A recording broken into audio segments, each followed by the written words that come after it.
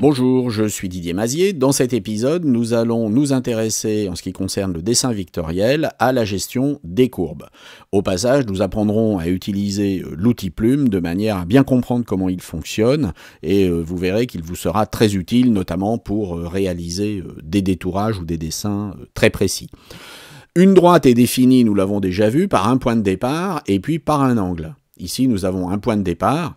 Et puis nous avons un angle qui est un angle à 0 degré, et puis sur cette direction, nous avons une droite. Ensuite, avec un point ici que nous pouvons fixer à n'importe quel endroit, nous allons définir ce qu'on appelle un segment. Si on fait varier la position du point de départ, on fera varier la droite, et si on fait varier, par exemple ici, la position du point d'arrivée, eh bien vous voyez qu'en ayant fait varier l'angle, on a fait varier la position de la droite. Les ingénieurs, dont Pierre Bézier, dont les courbes portent d'ailleurs maintenant ce nom, ont compris que l'on pouvait définir une courbe par ses tangentes. Ici, nous avons tracé une tangente, et nous allons ici tracer une deuxième tangente, et vous voyez que cette courbe a été définie par ces tangentes. Alors, la définition de la tangente est souvent erronée, puisqu'on dit qu'une tangente, en général, est une droite qui a un seul point de contact avec une courbe, sans la traverser. C'est pas tout à fait exact. Regardez ici, nous avons une tangente, et si ici je place une autre tangente, eh bien vous voyez que cette tangente ici, quelque part, traverse la courbe.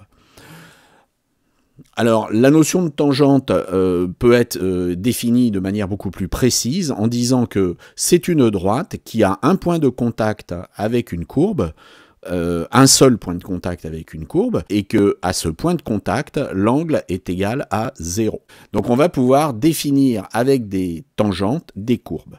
Et c'est ce qu'il faut comprendre essentiellement avec un logiciel comme Illustrator, c'est que vous n'allez pas travailler en traçant une courbe, mais vous allez travailler en plaçant des tangentes. Et c'est en plaçant ces tangentes que les courbes seront positionnées. Alors, comment on peut faire? Ici, nous allons placer une succession de tangentes sur la même ligne. Et si nous les plaçons dans le même axe, nous allons obtenir rapidement, vous voyez, une sinusoïde.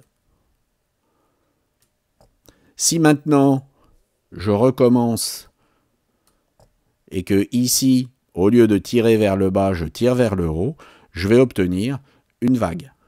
Pour tracer un cercle, vous allez prendre une première tangente. Vous allez ensuite placer le point opposé et vous allez fermer.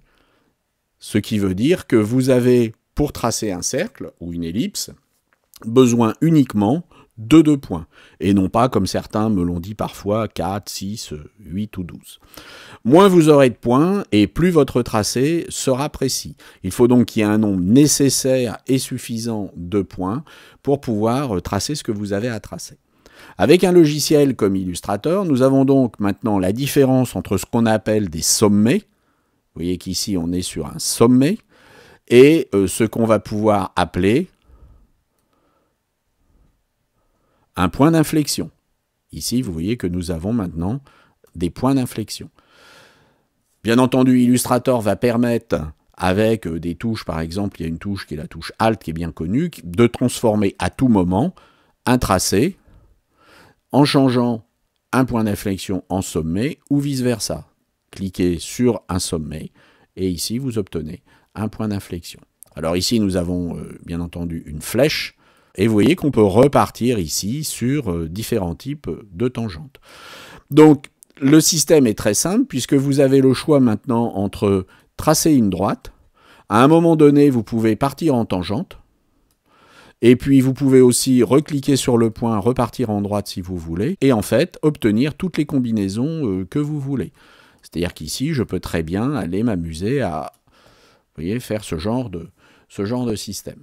J'espère que ces quelques éclaircissements vous auront été utiles. Mon conseil est de vous entraîner avec cet outil Plume. Illustrator est un logiciel qui est excellent pour cela, mais vous pouvez également travailler avec l'outil Plume dans Photoshop, et vous pouvez également travailler avec l'outil Plume dans d'autres logiciels. Je pense à Sketch, ou je pense également à Inkscape, qui lui est gratuit, et qui sont des logiciels qui gèrent très très bien le vectoriel. J'espère que tout cela vous a intéressé, et puis vous dis à très bientôt. Au revoir.